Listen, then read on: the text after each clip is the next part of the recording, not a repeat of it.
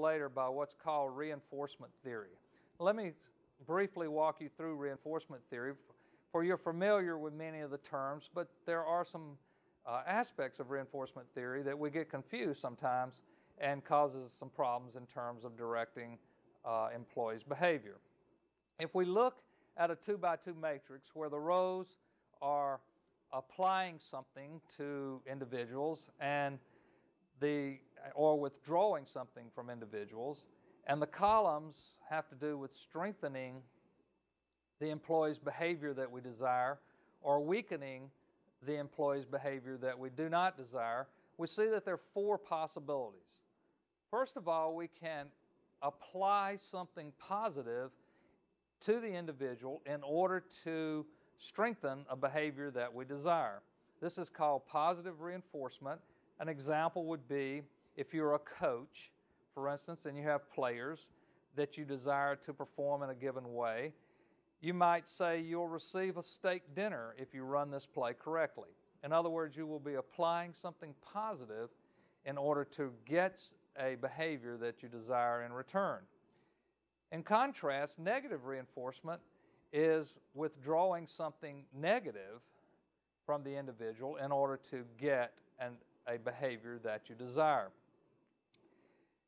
An example would be you'll not have to run laps if you run this play correctly. The point we want to make here about positive and negative reinforcement is both actions on the part of managers. Let's leave it here. Most of this I've got to explain from the charts, so they need to be looking at it as we go through, but there'll be some times I'll come back. The most important thing to remember about reinforcement theory is that both positive and negative reinforcement are, the objectives are to strengthen or to get more of a person's behavior that you desire. They simply are distinguished by whether you reward them or whether you remove something from them that would be negative if they didn't perform the behavior. On the other hand, we have punishment. Punishment is the application of something negative in order to weaken a behavior that we no longer desire. So, for instance, you would say you will have to run laps if you mess up this play. Now, one of the common mistakes that managers make or leaders make would be that they would confuse punishment with negative reinforcement. Many scholars, Covey, Ken Blanchard, and others will often say that you do not use punishment when you are training an individual. And what they are really basing that on is this model which says, when I am training, I am attempting to get a particular positive behavior out of my followers, out of my employees. And in that case, you do not punish or you do not apply something negative to get more of the desired behavior. You more often use negative reinforcement, where you would remove something negative in order to get the positive behavior. So this is a common mistake. The last box is what we call extinction. This is where you withdraw something positive in order to weaken a behavior that you don't desire. For instance, you might say, you will not get to play in the next game if you mess up this play. So withholding playing time, which is something the player would want in order to get them to quit doing something negative, it would be called extinction. Okay, come back. Next, we'll go to a theory called social exchange theory. A social exchange theory is a very well-known and common theory, but it's broad and it's fairly simple. But it's a powerful theory to explain what goes on in many organizations, particularly from the structural side of leadership. So now let's look at social exchange theory.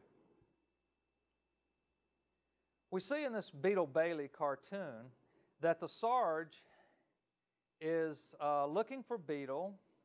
He finds him, and he's actually being pretty nice to him, at least in contrast to his normal actions with Beetle.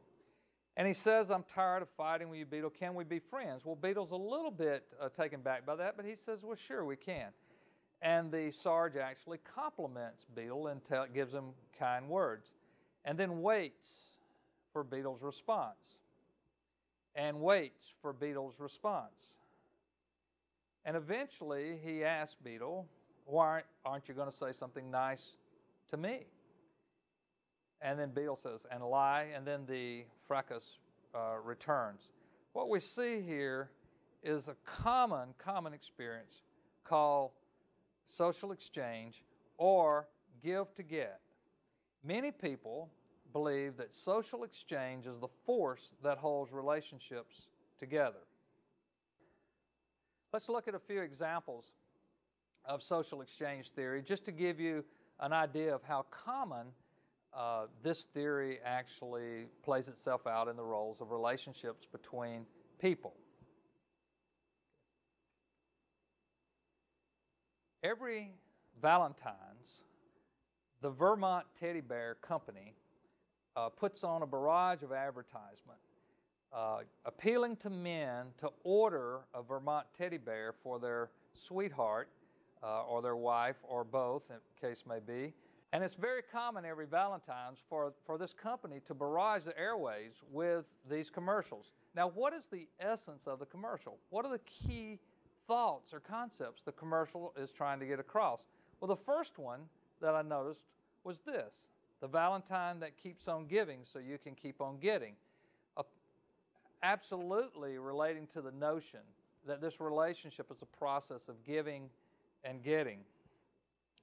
If that's not enough, it goes on to say, don't give the same old unless you want the same old. You see, these advertising themes are appealing to the notion that relationships are held together by social exchange. If we go to the movie Rudy, we see social exchange occurring in many ways. One occurred when the coach awarded Rudy the right to be a practice player. The coach went to him and said, when he told him that he could be a practice squad member, he said, give the same effort day in and day out and you can be on the practice squad. In other words, the relationship between the coach and Rudy as a practice squad teammate all hinged on what Rudy gave in terms of effort and what Rudy would get in terms of his desire to be on the practice squad. The student that he met at Holy Cross who helped Rudy through the academics of Holy Cross basically said, I'll tutor you if you'll introduce me to girls. Again, the relationship between this friend and Rudy was really based on this exchange that this student could help Rudy, give to Rudy things he needed, if in turn Rudy could give to him things that he needed. This leaves us with the notion that social exchange theory is the staying force between organizations and its members. So how does social exchange theory apply to organizations? Many have said that the staying force between organizations and its members is the value that passes between them. This is called the norm of reciprocity. This theory has been recognized as possibly the best way to explain things such as reward systems. And those practices, those structures that are set up in organizations that establish the relationship between the employee and the employer, and in this case, the leader and the follower. A recent Academy of Management Executive publication recognized this and actually said, quote, the reward system defines the relationship between the organization and the individual member by specifying the terms of exchange. Come back to me. While many leaders believe that financial rewards or other types of external incentives are primarily motivation in their nature, I would contend that it's more productive for us to view reward systems and incentives and extrinsic contingencies that we place on our employees really through the eyes of social exchange as opposed to motivation.